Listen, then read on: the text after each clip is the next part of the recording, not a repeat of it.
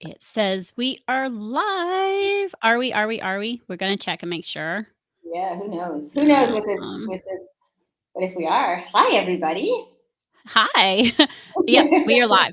We are live. Okay, we're officially live. Hi, everybody.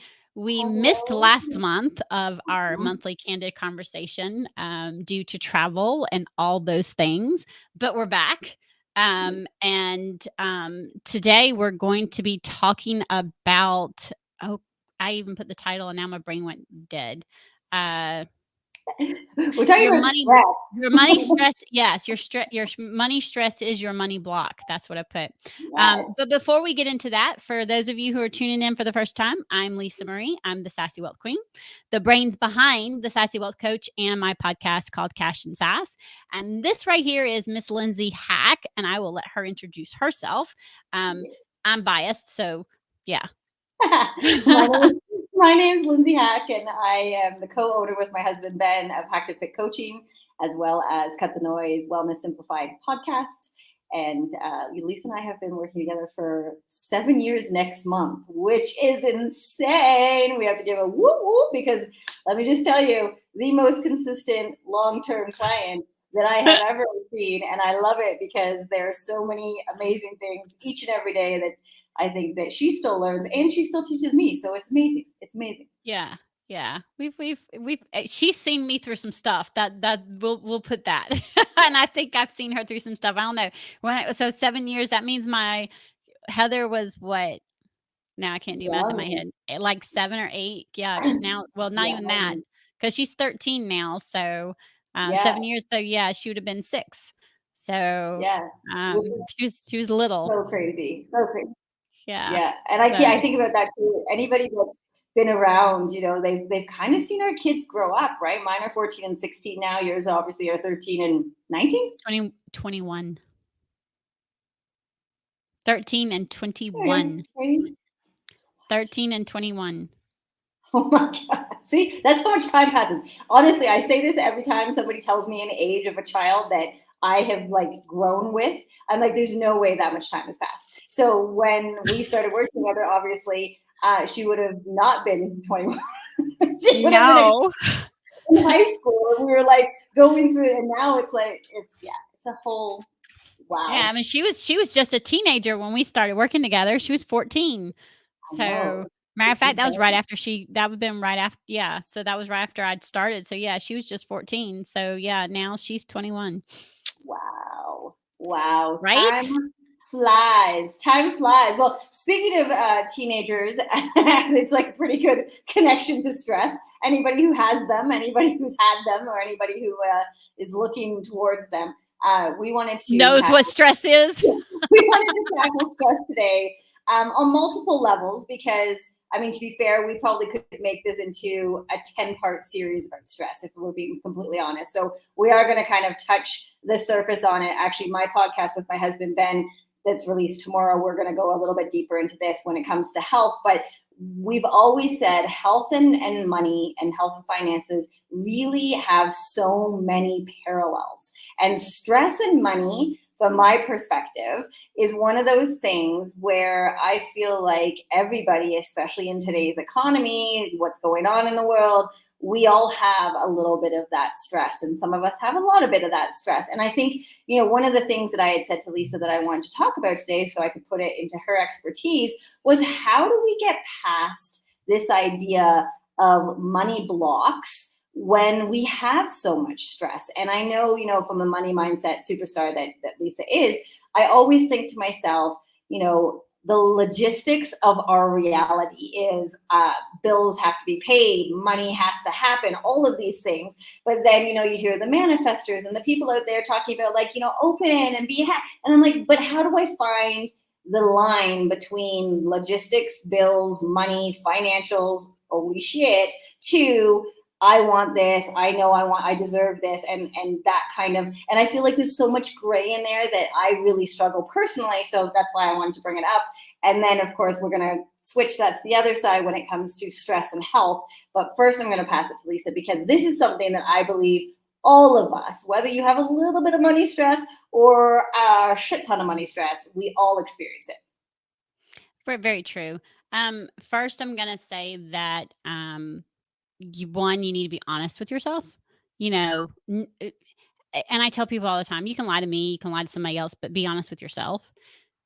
You need to know your numbers. And if you're under a lot of money stress and you don't know your numbers, you need to sit down. That's the first thing you need to do. Don't think about anything else. Don't do anything else until you get those numbers down so that you can see what's actually going on with your money. And a lot of times when you do that, you're going to find that there's some extra expenditures that you could temporarily cut out or cut back on. You may even find duplicate charges, and that's going to have you where, oh, okay, if I cut back on this, or if I'm not eating out as much, or if I'm not doing this, whatever it is, cutting back on it will actually help, right? And then the other thing is, especially if you're an entrepreneur, when you are building your business or shifting or up leveling, there are things that come into play that you may not expect. Trust me, I've been going through it for the last 10 months. I can totally deep dive into that, which we're not going to do. But my point is when those things happen, one, knowing your numbers helps, right? Two, being able to center yourself and ground yourself helps, because it reminds you, okay, I'm growing. Yes, there's more expenses right now. I'm doing it strategically. One of the things I've been learning to do is move the energy out through dance, which has extremely helped me the last couple of months because I have felt that stress. I was literally so much so I stopped, as someone told me, I stopped having fun, and I stopped letting my business be fun because I was living that stress.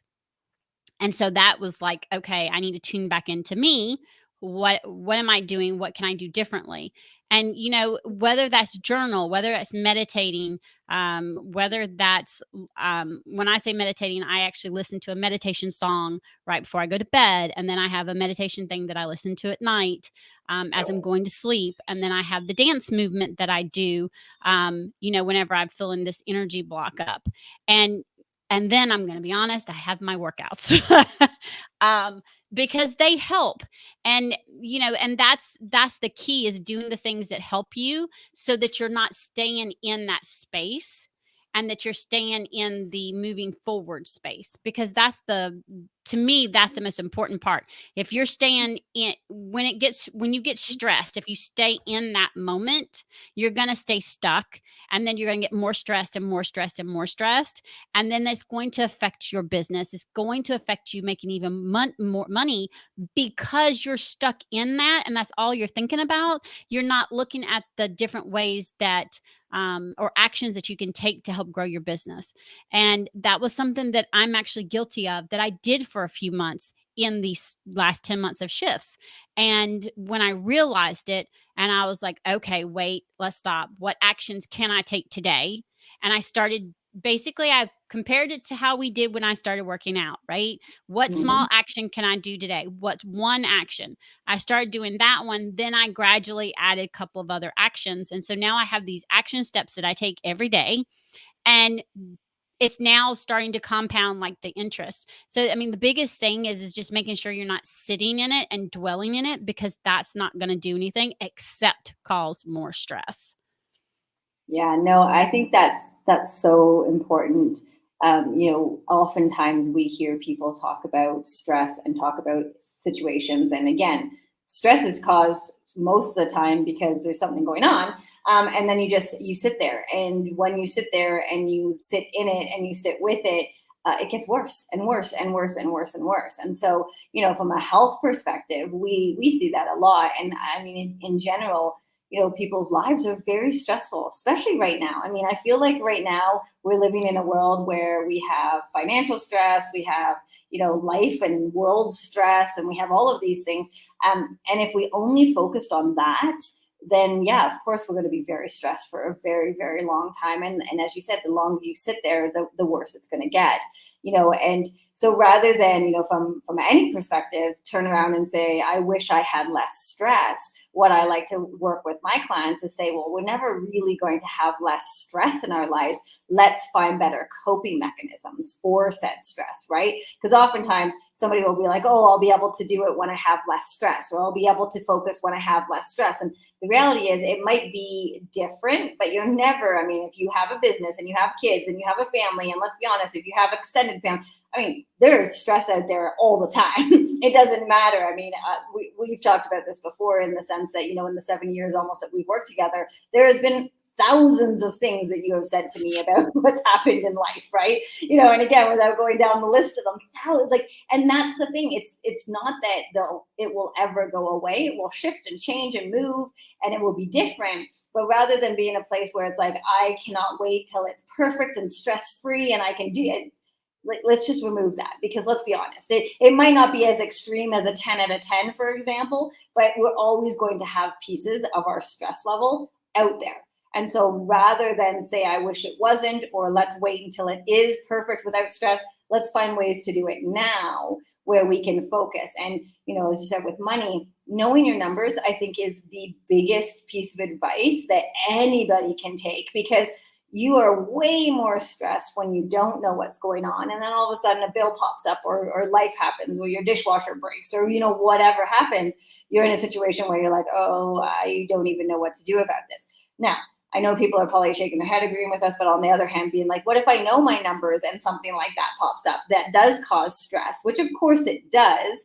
But in the past, obviously, Lisa, you've talked about the buckets and having different money set aside. And, that really does support and help with the stress, but not always, because sometimes it's more. And sometimes it's, you don't have the same amount in there, or maybe you didn't get paid as much this time. Like there's constant things that go on in that stress world. So just finding how you can move through that, like you said, with dance, with exercise, with journaling, those are really, really great ways to help move through stress.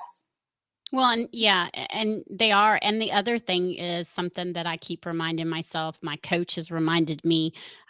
You've reminded me, and it's something I tell my clients: focus on what you have control over. Yeah. You don't have control over the fact that your washing machine or your dishwasher, or perfect example, last week we had water showing up on our floor of our house, and we couldn't figure out what in the world was going on. It was coming up through the tiles.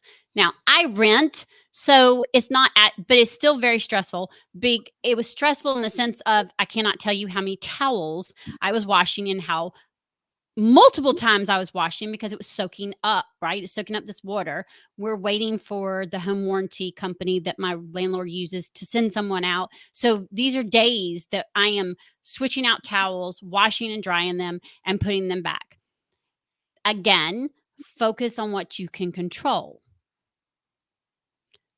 So you have to take a minute and go, and again, it could be your business, it could be a client leaving, it could be decrease in revenue. Okay. Or, for a perfect example, last week, my flight was delayed and it caused another flight to be, missed it. And what I went through to get it changed. And before I reacted, because my immediate reaction was getting stressed and just to go react, I took a minute and I went, what can you control? What of this can you control so that you can get where you want to be, where you're supposed to be, faster than what it's looking like?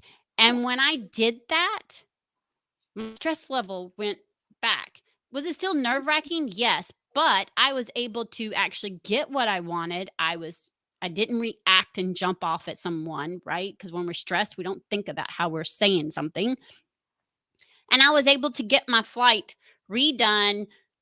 We joked that I flew across the United States to fly across the world, but I still got there, and I still did it less stressed than I would have ever done it a year, 2, 3 years, definitely 7 years ago. 7 years ago, I'd have probably been a meltdown. Right. So coming in and tuning into yourself and saying, what can I control? And focusing on that.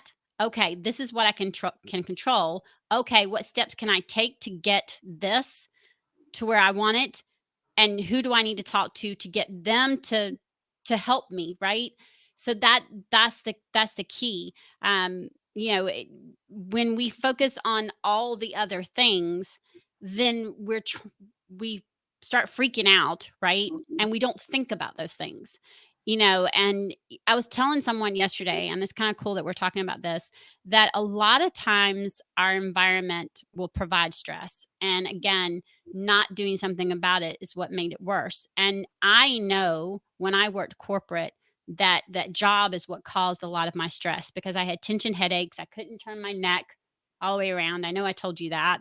And I had migraines. I lived on Imitrex. The amount of Excedrin tension headache medicine and Imitrex, I shouldn't be as healthy as I am. And I am very, very blessed that I am. I lived on that stuff.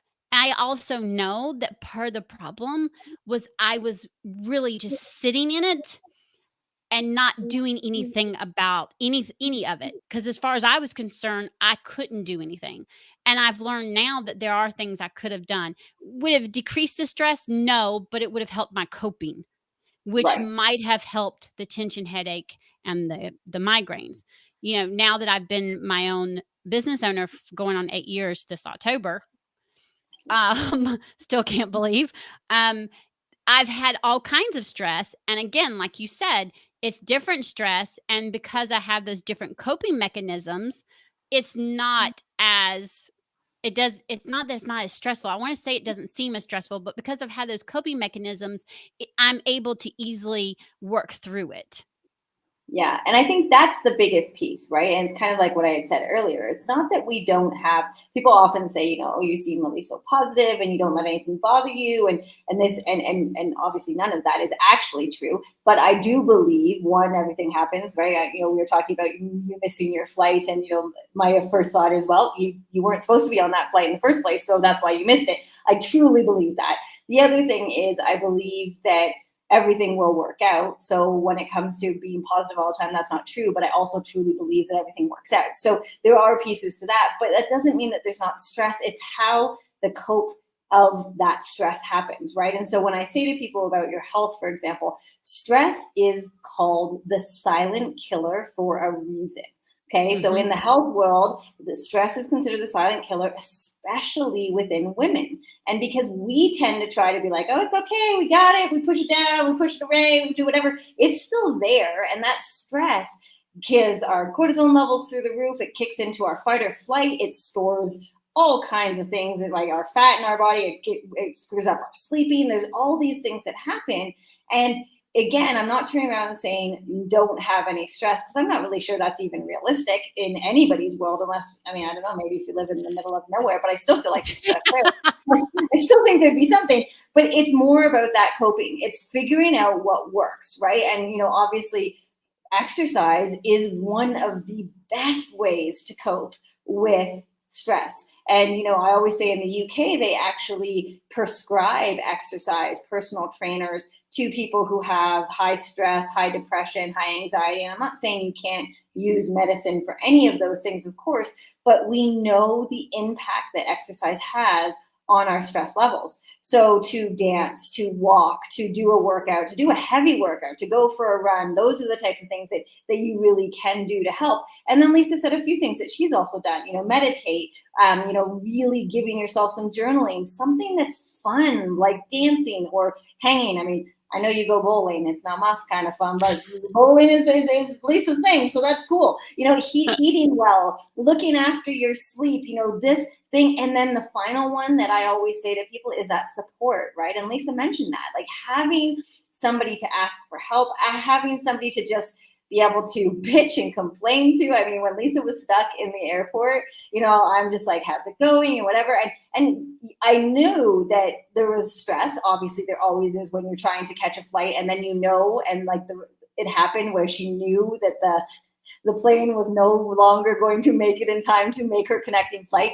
And it was just, and it wasn't me being like, it's okay, you can do it. It was more like, okay, like let it out. Like you are okay to complain and to bitch and moan if you need to, but also not staying there. And then the next message would come through and be like, okay, I found a new flight. And then another message.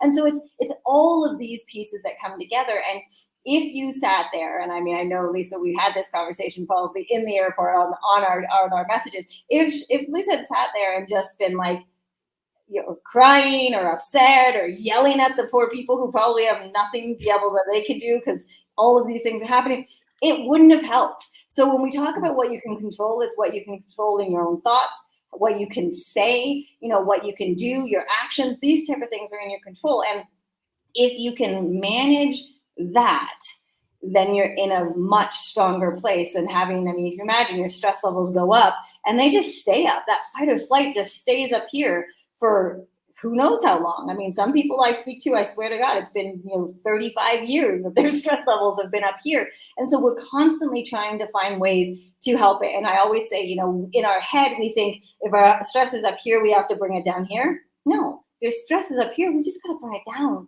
just to allow ourselves some time, allow the body to just have a little bit of a breather, a break. Because if you imagine the idea of stress, that fight or flight was, back in the saber-toothed tiger days where it would jump out at you and you would be like, shit, do I stay and fight or do I run? Right? They did that in a big, fast movement and then came back down again. That's how our cortisone is supposed to work. It's there to help us and then it comes back down again. It's there to help us. And what we've been living in, this world that we live in, where this idea of I'm busy or the badge of honor of hustle, hustle, hustle, is that our stress levels are way up here and they never get an opportunity to come down.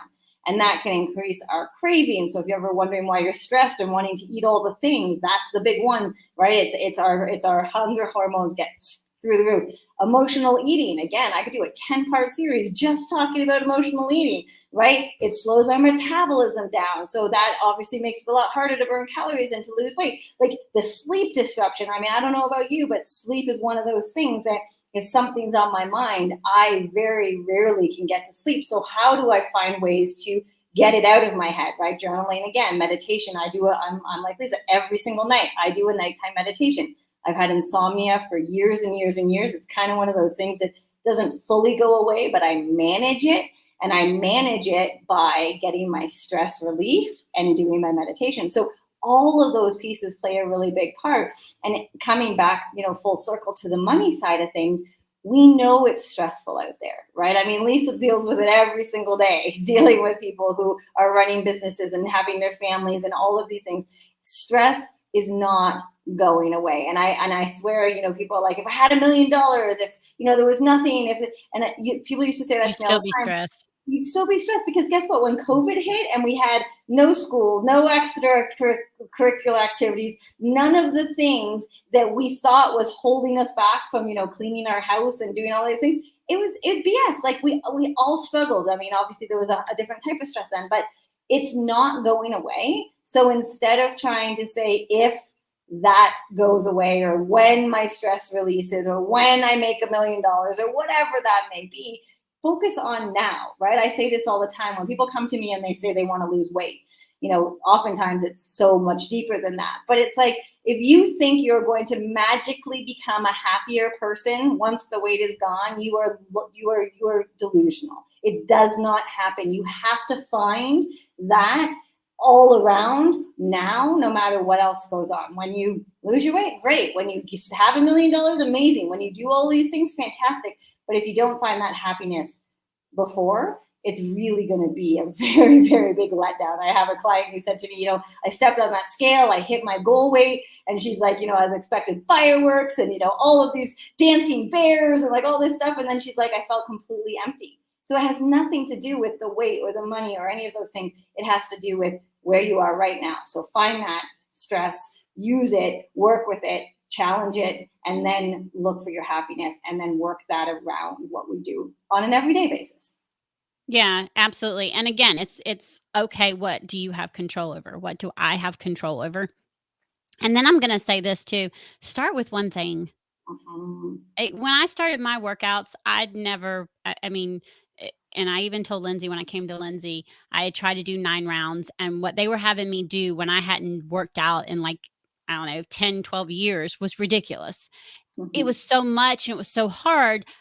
I felt like a failure. I felt like I couldn't do it. And that put me at the bottom of the bottom. And then when I reached out with her, I was doing squats in a chair and lunges holding on the back of a chair because she started me where I was at. And we started with one thing. So we started with just notating what I was eating. So the whole point to that is, okay, start with one thing. If that is, I'm going to listen to a meditation before I go to sleep, do that. Or if it's, I'm going to make sure I go to bed by this time and I'm up at this time so I get a certain number of hours sleep, then work on that. But Right. doing one thing and then building from there is what's going to help you overall. And again, those are things you can control. You can control if you do a meditation or not. You can control if you go to bed at a certain time and get up.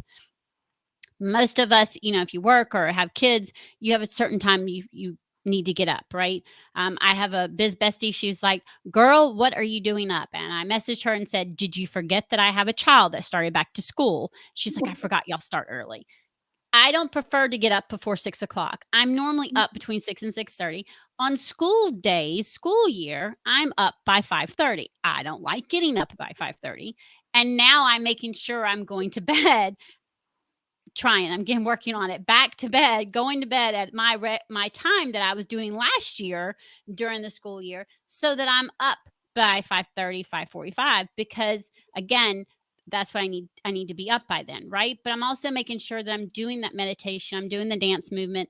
And then when I got out, I didn't work out when I was traveling, I'm getting back into that, because honestly, those things help me and I know they help me.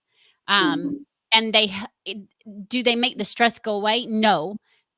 And they help me cope with it. They help me be able to control how I react or the actions that I take in the process.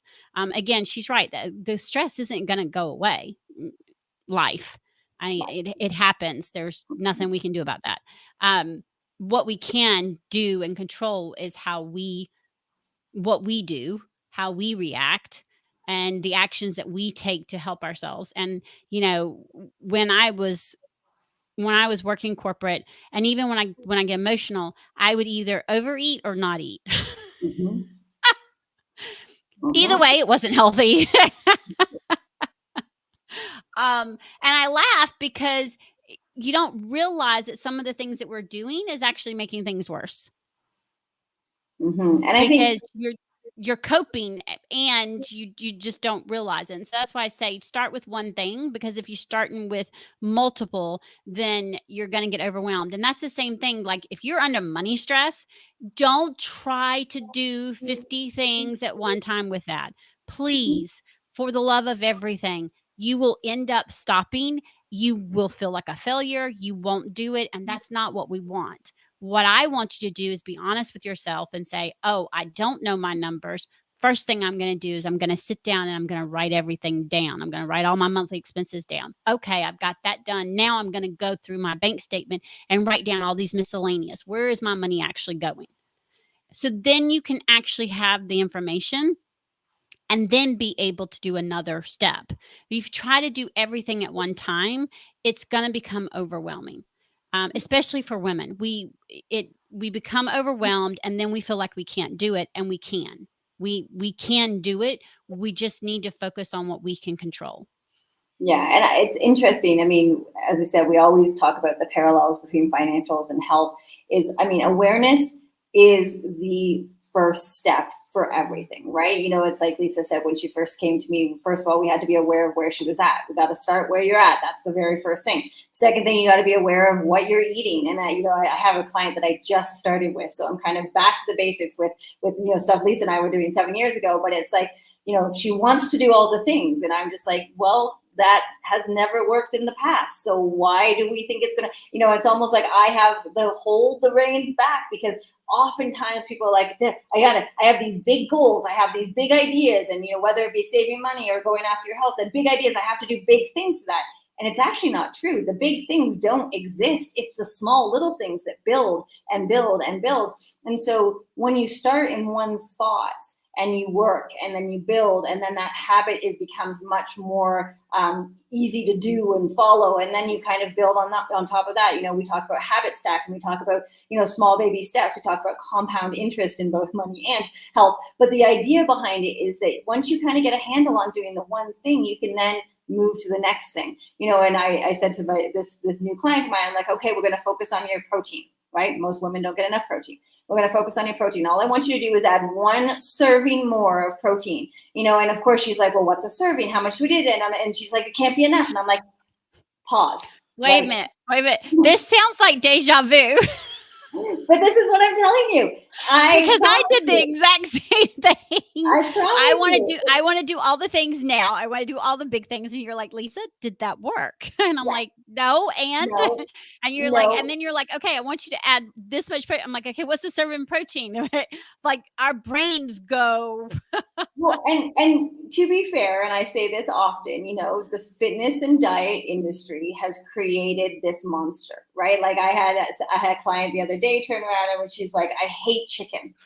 And then I was like, okay, so let's talk about that. And she's like, oh, like dry chicken with broccoli and rice. And I'm like, okay, pause again. That's like, I should have just a shirt that says, okay, pause, because this is something I often say. I'm like, okay, pause. So if you don't like chicken plain with broccoli and rice, but you could potentially put something on it and put it in a salad or have it in a quesadilla or whatever. And she's just like, oh, but you can't do that. And it's instantly diet culture spewing out of our mouths, right? And it's like, of course you can. And it's, and this idea that you have to do it this way, it's because we were taught and we were shown for years and years and years and years that it's meant to be this way because the diet and fitness industry say that, but it doesn't. And the other part of that is, as Lisa has learned over the last almost 7 years, is that it never worked in the past. So why do you think it's going to work, right? And so when we say small baby steps, I actually mean that because I know that works. It's kind of like with money. We know that we're not going to save $1 million by getting $1 million and putting it into savings, right? I mean, wouldn't that be lovely? But we know that it's going to take, checking to see if I can, stop having a coffee on Fridays, and maybe, and that's going to save me $500 a year, and maybe it means I'm going to, not do this, and so it's all the small things compounded into the big thing. And if I always say to somebody, if I took you 12 months from today and I baby stepped you all the way through, the difference you could make in your life, both health and money, would be phenomenal. But what holds us back and what stops us is that we don't think it's enough. We think we need more. We think we need bigger. But the reality is it's the small steps that build. Or we need to move faster. And Right. I have to tell my clients, okay, stop. I don't say pause. I'm like, okay, stop. And they'll look at me and I go, you're trying to do too many things at one time. Let's rein it back a little bit. Let's focus on this. Then we'll focus on that. And they were like, yeah, but, and I'm like, no, Yep. because it's the same thing. It's because we feel like we're not doing enough or we're not doing it fast enough. And I mean, and I caught myself doing that the same thing, with my business has shifted and my clientele's changed. And you and I talked about this, and I felt like I'm like, okay, I'm not doing enough. Now, in some sense, I wasn't, because I was stuck in that stress mode, right?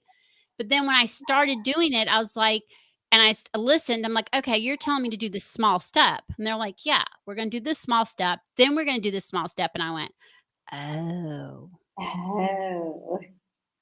And then I went, and then it's going to compound. And they went, yeah. And I went, I forgot. It was just light bulb. Like I talk to my clients, this is what I teach my clients, and I had forgotten it. And again, that just shows you, right, that we're human and that our natural thing is to think that way. So there's nothing wrong with you because you're thinking that way. It's just that's society has done that, our culture has done that, and we just have to go, oh, wait. Okay, because I still catch myself. I still want to do 5 million things in order to move forward. And I have to stop and go, wait, when you do 5 million things, do you get anything accomplished? The answer is no.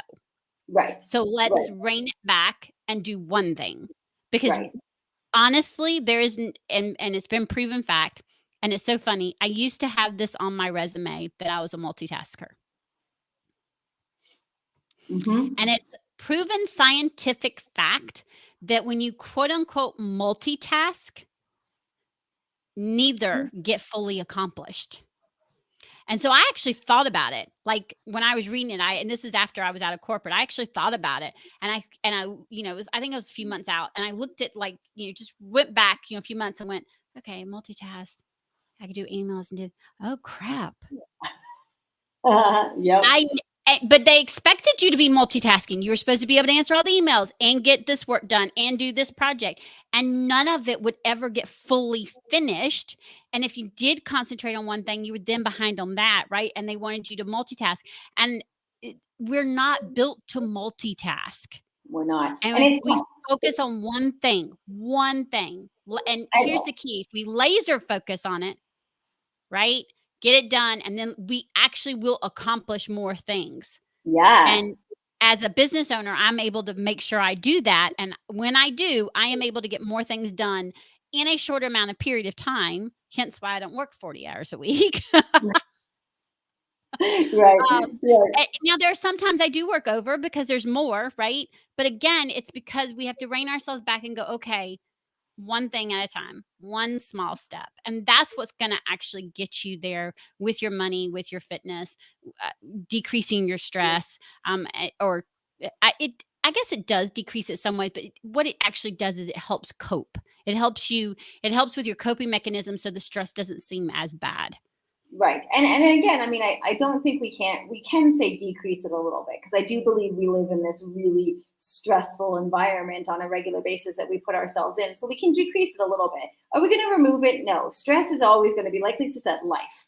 Life. It doesn't matter what kind of life you have, whether you have kids, a Life. business, or corporate world, whatever, you have life. Life happens. So stress is always going to be there. But coping with that stress, understanding it, and actually Lisa made a really good point a few minutes ago talking about sleep. And I always say, for me, the times when I cannot make decisions, I am utterly and probably the worst bitch I could possibly be, is when I don't get enough sleep.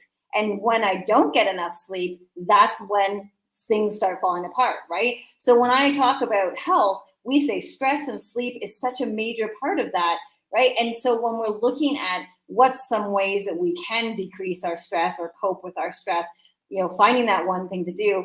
But really, if you can, look at what you do with your stress. And it's funny, you were saying, we did a podcast about sleep, actually. And again, I think we could do another 5 or 6 of them. Somebody came back after we were, Ben and I were talking, and they're like, oh, you said, go to bed at a certain time, wake up at a certain time. I think she said, a toddler who wakes me up, etc. You don't get to control that. So I totally understand that. But there are still things in that you can control. Right. And you can't tell me that sometimes scrolling on TikTok doesn't win over closing your eyes. And you can't tell me, and I mean, I know you and I even had a conversation not that long ago where you're like, oh, I don't know, I'm not sure. And I'm like, well, what time have you been going to bed recently? And you're like, oh shit, a lot later than I did. I was like, oh shit. Right. And it was because I had it in my brain that I needed to work longer in order to reach those goals. So I was subconsciously, I've been automatically staying up later, which has been affecting everything. Everything. And I'm like, and I went, oh shit. And you went, and I'm going to bed early. And so again, when we come back to the stress of trying to get your business running, or the stress of financials, or the stress of health, or what have you, the biggest thing is coming that full circle is that awareness. And oftentimes, Lisa will say something to me and I will literally just say it right back to her and be like, so what do you, and then all of a sudden it's like, right? Sleep was in there. I remember we talked about measuring your sugar for your tea. Like there was lots of different, and we know oftentimes what it is, but it's not until you get somebody who's supporting you and knows things and, in that kind of sense, to be like, okay, well, let's talk about this for a second. And I think it's really important to know that no matter what we do, we're not perfect. We're never going to be perfect. We're going to slip up. We're going to resort, back to those older habits. It's, could be getting, staying up later or what have you. And, then, you wake up and you're exhausted. And then that means everything feels more stressful. And that means everything is more stressful. And then our cortisol levels are up again.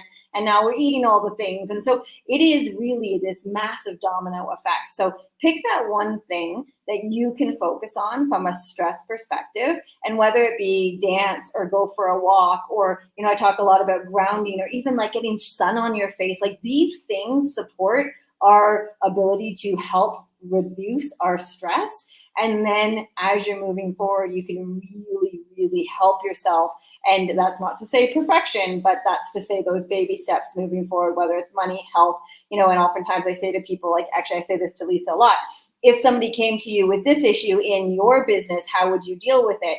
I'll say to a business coach that I'm working with, and she's like, she was complaining because she wants everything right now. And I'm like, so if I was your student in your coaching program and I said I wanted everything right now, what would you say to me?